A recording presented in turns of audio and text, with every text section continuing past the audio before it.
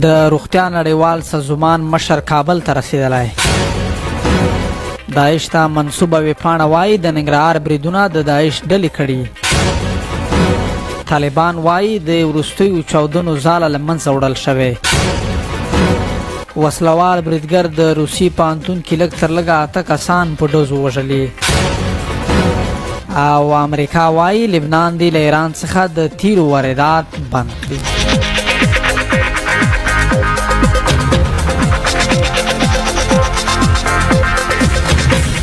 اوس هم بشپړ خبرونه. بسم الله الرحمن الرحیم. د روغتیا نړیوال سازمان WHO مشر ډیډرس ادهانوم غبریاسوس د افغانستان پلازمینې کابل ته رسیدلی دی. تمه کېږي نوموړی به هلته د روغتیایي مرکزونو بودیجې لګوالي پر موضوع خبرې وکړي چې له کبله یې افغانستان کې د روغتیایي پالنې لړ کې ستونزې ډېرې شوې دي. د طالبانو سرچینې وایي ښاغلی ډیډورس به د طالبانو له رئیس الوزرا ملا محمد حسن اخوند سره هم وویني. د افغانستان روغتیایي نظام تر ډیره بریده پر بهرنیو مرستو تکیه دی چې د نړیوال بانک چارواکو په وینا د طالبانو لاسته د کابل کنټرول له لوېدو وروسته د بهرنیو مرستو کموالي له کبله د هېواد ته د روغتیایي پالنې چارې له ستونزو سره مخامخ دي. مسؤلین وایي د وروستیو کې ګڼ شمېر افغانان روغتیا پالانو معاشونه نه دي اخیستي او په روغتونونو کې د طبي تجهیزاتو ادارو درملو سخت لاګوالی لیدل کېږي. د بیپولو ډاکټرانو خیریه ټولنې د وروستیو کې خبرداری ورکړی چې که د نړیوالو مرستې ونه مومي د افغانستان روغتیایي نظام به شته وړتیا هم له لاسه ورکړي او د سقوط له خطر سره به مخامخ شي. د کابل نړیوال هوایي ډګر رسما کورنیو بهرنیو الوتنو ته چمتو شو. د افغانستان د ملي هوایي چلند چارواکو رسما اعلان وکړ چې د کابل نړیوال هوایي ډګر نړیوالو او کورنیو الوتنو ته پرانیستی دی. د اګست په 26مه د تروریستي برید له کبله چې مسؤلیت یې داعش په غاړه واخیست او نږدې 200 تنه پکې ووژل شول، د کابل هوایي ډګر ځغاستلیکه زیانمنه شوې وه. د قطر او ترکیې د تخنیکي ماهرانو د کابل د نړیوال هوایي ډګر په بیا فعالېدو کې مرسته کړې ده. له دې هوایي ډګره د روان سپټمبر په 14مه لومړنۍ کورنۍ الوتنه وشوه او لومړنۍ نړیواله ملکي الوتنه له کابله دوحې ته د سپټمبر په 19مه وشوه. د سپټمبر په 14مه لومړنۍ تجارتي یا مسافر وړونکې الوتکه چې له اسلام آباد الوتلې وه پر دغه هوایي ډګر کې کېناسته. خو لا هم نړیوال هوایي شرکتونو کابل ته د پخوا په څېر منظمې الوتنې پیل کړي نه دي او یوازې د پاکستان د هوایي شرکت پیایي الوتکې کابل ته راځي او له دې ځایه په لوړه بیه سپرلی اسلام آباد ته لیږدوي. تمه ده چې په تدریج نورو ځایونو ته هم الوتنې پیل شي.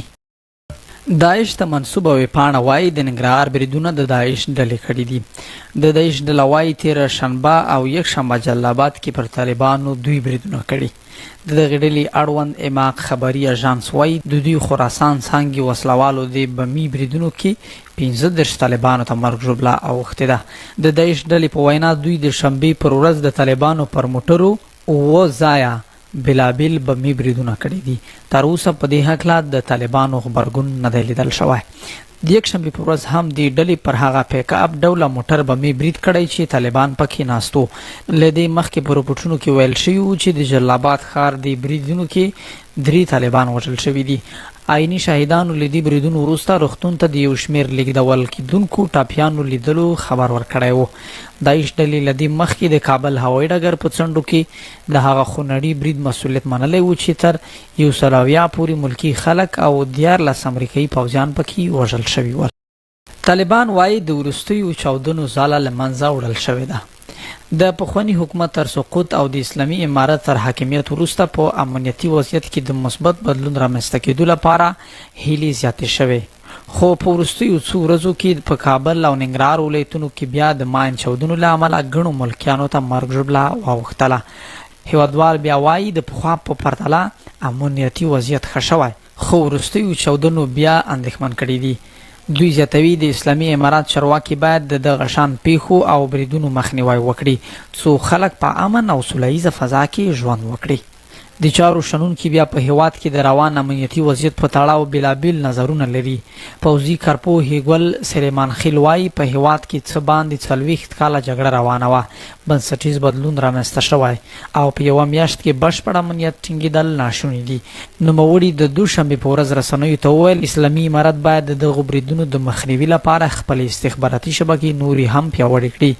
سلیمان خېل په خبره جګړه پای ته رسېدلې، لوی چاودنې نه کیږي او شونې ده چې په کمه موده کې د یادو پیښو مخه ونیول شي.